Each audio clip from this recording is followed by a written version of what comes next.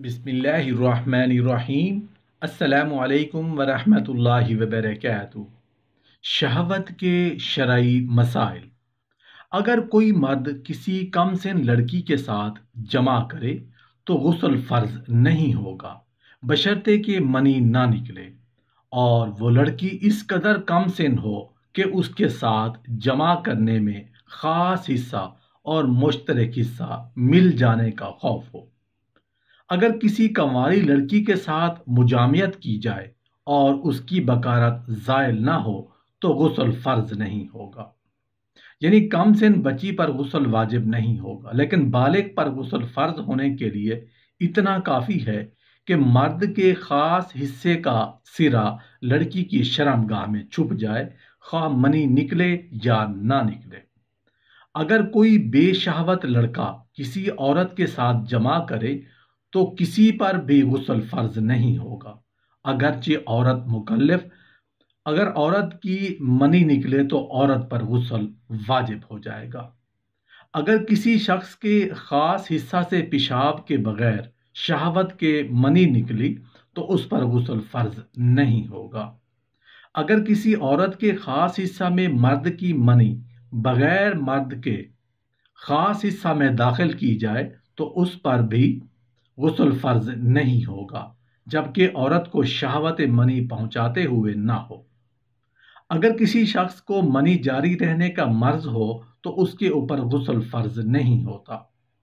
अगर मनी अपनी जगह से शहवत के साथ जुदा ना हो, अगरचे ख़ास हिस्से से बाहर निकल आए तो गुस्ल फ़र्ज नहीं होगा। मसलन किसी शख्स ने कोई बोझ उठाया या ऊंचाई से गिर पड़ा या किसी ने उसको मारा और उस सदमा से उसकी मनी बगैर शहावत के निकल आई तो गुस्ल फ़र्ज नहीं होगा।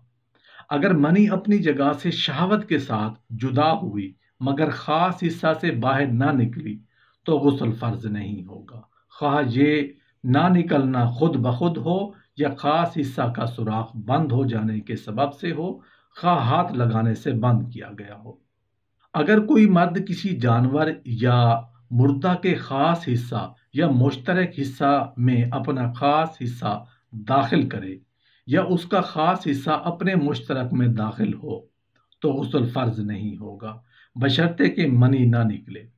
इस तरह अगर कोई औरत किसी जानवर या मुर्दा का ख़ास हिस्सा या कोई लकड़ी या उंगली या कोई और चीज़ अपने ख़ास हिस्सा या मुश्तरक हिस्सा में दाखिल करे तब भी गुस्ल फ़र्ज नहीं होगा बशर्ते कि मनी ना निकले। और ख़ास हिस्सा को मुश्तरक हिस्सा में दाखिल करने में भी शर्त है कि गलबा शहवत का ना हो। जिस जानवर से वती करेगा उस जानवर के मुतालिक हुक्म यह है कि उसको ज़िबा करके जला डाला जाए और मुस्तहब यह है कि उसका गोश्त खाया न जाए। मंशा यह है कि यह तरीका शरीयत के खिलाफ और काबिल मुआखज़ा और लायक ताज़ीर है। अगर कोई मर्द अपना ख़ास हिस्सा अपनी ही मुश्तरक हिस्सा में दाखिल करे तो उस पर गुस्ल फ़र्ज नहीं होगा बशर्ते कि मनी ना निकली हो। अगर किसी औरत का बच्चा पैदा हुआ और खून बिल्कुल ना निकले तो उस पर गुस्ल फ़र्ज नहीं होगा। इस्तिहाज़ा से गुस्ल फ़र्ज नहीं होता। बीमारी की वजह से औरत को मुस्तकिल खून आता रहता है।